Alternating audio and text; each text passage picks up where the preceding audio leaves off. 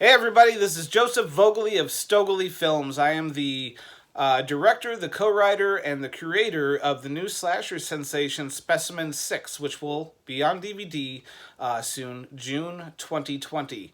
A little bit of news on that front. I'm going to try to get you a trailer here in the next month and a half to two. We're working on a lot of editing stuff right now, and I think I can snip something together just so people can see what we're doing. Anyway, put that all aside. This is Stoegele Films Reviews, and we don't talk about Specimen 6 too much here. What we talk about is things that inspired us to be filmmakers and to make Specimen 6.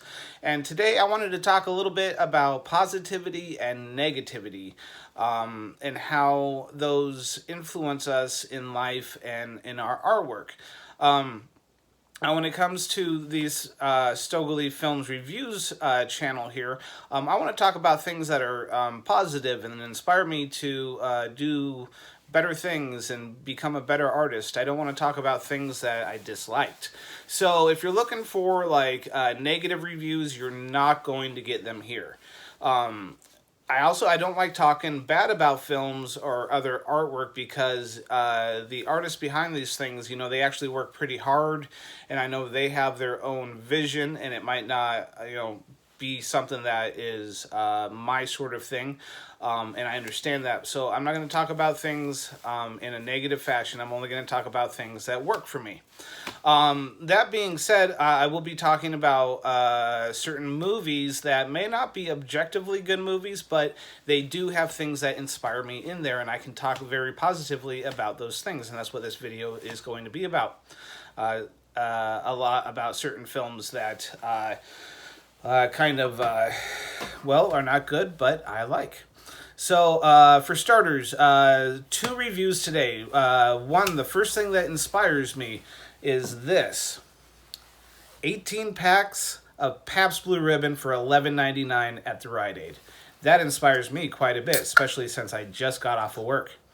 All right, so that being said, now we can start talking movies. Does everybody know what the Asylum Entertainment is? It's this production company that does these kind of rip-off films. Not all of them are rip-off films, but a lot of them are, and that's how they kind of cash in. I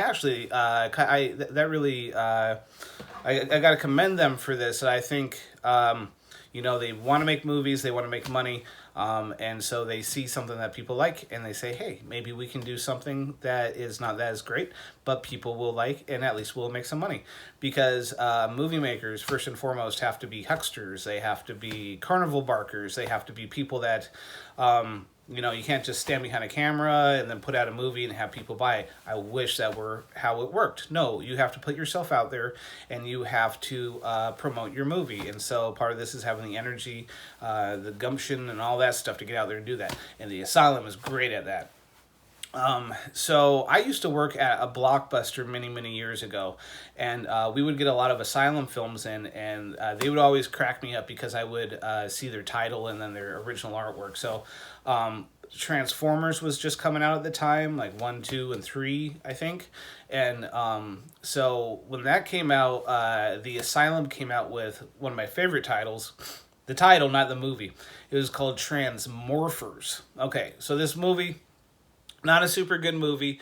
It had okay CGI for what you could tell they spent on the movie. But what inspires me about them is how they sold their product, how they put themselves out there and they said, here, we have this product and we want you to enjoy it. And we might try to confuse other people into thinking it's Transformers. But Transmorphers, you got to give them that. That's pretty brilliant. And the cover art was cool. Everything, Asylum was always really good about all of that stuff.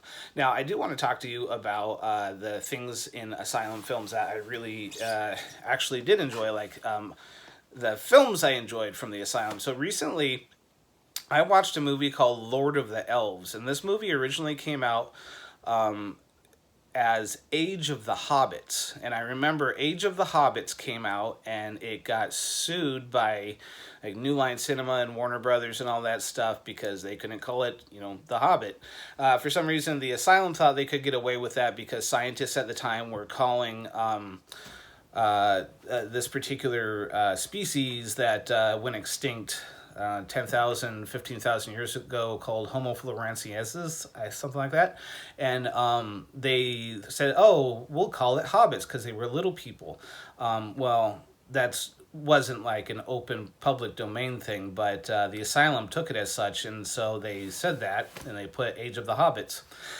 And then they got sued, so they had to change the name, and I think it has a couple other names too, but the one that I watched under was called Lord of the Elves. I gotta say, I like Lord of the Elves a lot more than I like Lord of the Rings, and I didn't even watch the other Hobbits because the Lord of the Rings was so freaking long, and I thought, fairly boring. I mean, there's cool things about it, I gotta say, the art design, stuff like that. I'm talking about Lord of the Rings. Lord of the Elves was like 80 minutes long. It actually had some pretty cool performances. It followed the heroic story arc. It has this family that's going on this journey to go save their mother. A lot of the voices were not of the actors themselves, but the performances, the physical performances of the little people in the film, pretty darn good. I've seen, big time A-listers that have just called, phoned it in and did a horrible job.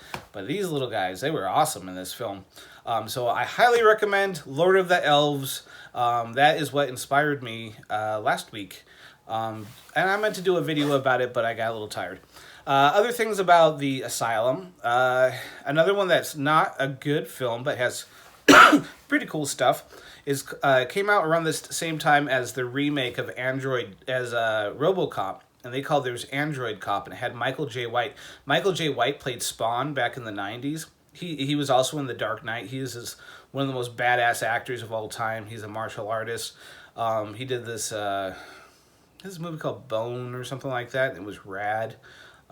He's just, everything he does is just really cool. So the movie wasn't great, but the things that you could look forward to watching in that film were Michael J. White and science fiction-y sort of stuff. It takes place in 2053 in Los Angeles. It's all pretty cool stuff. So I would recommend that. And I'd just go check out the Asylum, their website, because they have just seeing some of the ways that they rip off newer films. It's pretty funny. You get a good laugh out of it anyway. They have a movie called MILF that it was more inspired by movies like American Pie and kind of raunchy teenage comedies that have nudity and sex and stuff like that. And they threw in a couple older adult video stars, and it's actually a pretty funny movie. Watch MILF.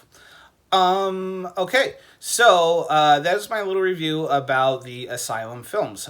So if you want to just have a good time and watch a short little film, not very good films, but sometimes there's pretty cool stuff in them, I definitely recommend checking out the Asylum pictures. Just go on your Amazon, pop in Lord of the Elves, and you'll see all the different stuff in there. Anyhow, okay, guys, well, that's my video about the Asylum. So I will talk to you soon. I'll put up a couple more videos, and we'll try to just keep having a good time here. All right, talk to you soon. Bye.